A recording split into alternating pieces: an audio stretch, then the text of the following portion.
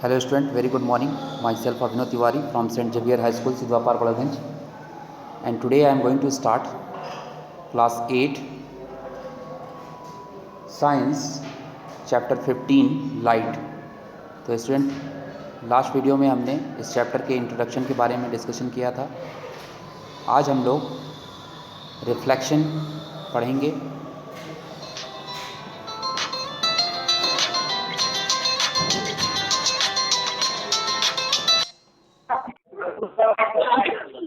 Hello.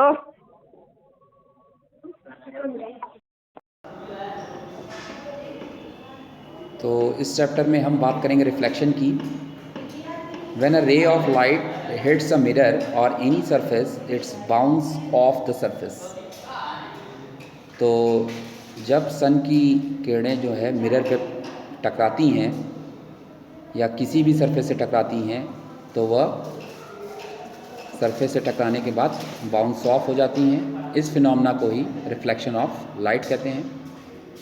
When light is reflected from any surface, reflection from a mirror or any other highly polished surface such as metal or polished granite produces an image that we can see.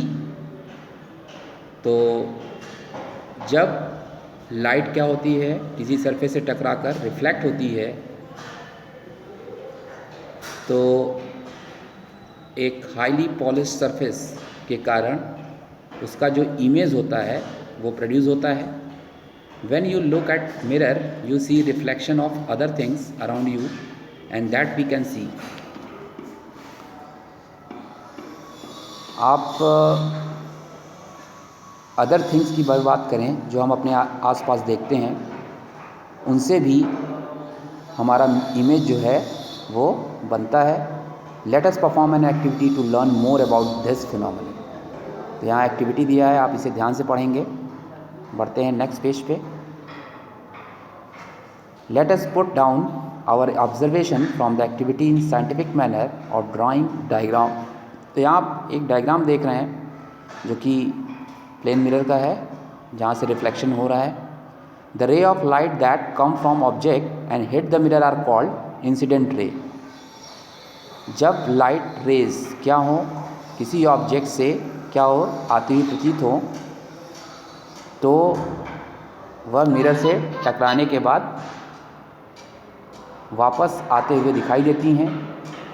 इस race को हम incidence रे कहते हैं, जैसा कि आप figure में देख रहे हैं। AS और BS आर इंसिडेंस रे, दिख रहा है डायग्राम में। AS और BS ये क्या हैं, इंसिडेंस रे हैं। The ray of light that get reflected from bounce off the mirror are called reflected rays. जब रे ऑफ लाइट क्या होता है, किसी सरफेस मिरर से टकराने के बाद वापस लौट जाता है, तो इस रेस को रिफ्लेक्टेड रेस कहते हैं। पिक्चर में आप देख रहे हैं SA- और SB- ये क्या हैं, रिफ्लेक्टेड रेज हैं। The point eight which the incident raise hits the mirror is called point of incidence. जिस पॉइंट पर इंसिडेंस रे क्या होती हैं, मिरर से टकराती हैं, उस पॉइंट को द पॉइंट ऑफ इंसिडेंस कहते हैं। जैसा कि आप डायग्राम में देख रहे हैं, S जो पॉइंट है वही क्या है, पॉइंट ऑफ इंसिडेंस है। A normal draw to mirror at the point of incidence is called a normal at the point of incidence. एक नॉर्मल ड्रॉ दिख रहा है आपको उस पॉइंट से, पॉइंट ऑफ इंसिडेंस से, जिसे हम क्या बोलेंगे, normal at the point of incidence. The angle between the incidence ray and the normal is called angle of incidence. Incidence रे और नॉर्मल रेज के बीच बनने वाले एंगल को एंगल ऑफ इंसिडेंस कहते हैं। एग्जाम्पल के लिए angle ASN is the ASN is the angle of incidence. The angle between the reflected rays and the normal is called the angle of reflection. वहीं दूसरी तरफ रिफ्लेक्टेड रेज और normal के बीच बनने वाले एंगल को एंगल ऑफ रिफ्लेक्शन कहते हैं। जैसा कि फिगर में आप देख रहे हैं एंगल NSA, ठीक है। तो इस तरह से हमने angle of reflection, angle of incidence, point of incidence और रिफ्लेक्टेड रेज, इंसिडेंस रेज के बारे में डिस्कस किया। अब बढ़ते हैं नेक्स्ट टॉपिक पे, लॉ ऑफ रिफ्लेक्शन। बात करेंगे लॉ ऑफ रिफ्लेक्शन की।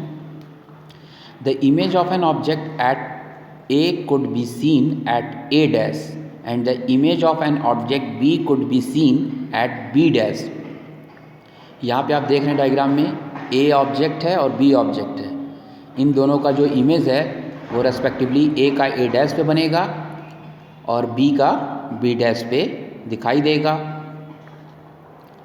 तो what conclusion can you draw from this observation? तो इस ऑब्जर्वेशन से आप क्या निष्कर्ष निकालेंगे? Look closely at the angle of incidence and the corresponding angle of reflection. You will see that each case the angle of incidence equal to angle of reflection. Also the incidence ray, the reflected rays and the normal at the point of incident lie on the same plane. तो जो main law है, law of reflection, वो आप देखेंगे कि जो हर रे हैं, ईच रेज जो हैं और नॉर्मल पॉइंट ऑफ इंसिडेंस, ये दोनों क्या कर रहे हैं? एक ही प्लेन में लाई कर रहे हैं, ठीक है। These two statement are known as law of reflection and summarised below.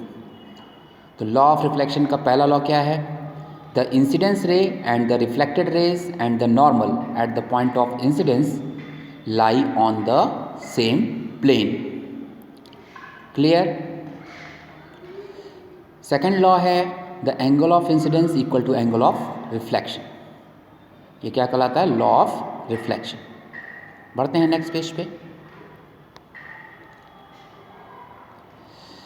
अब हम बात करेंगे image formed by a plane mirror. Plane mirror के द्वारा इमेज कैसे बनता है?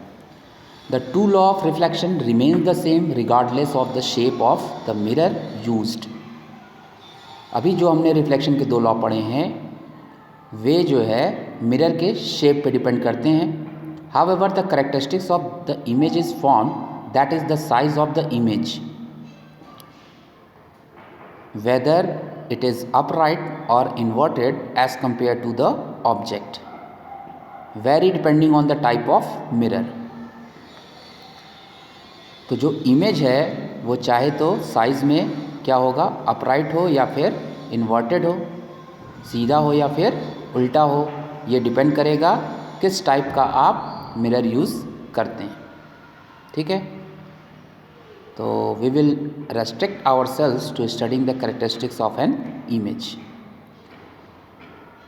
Form by plane mirror or a flat mirror.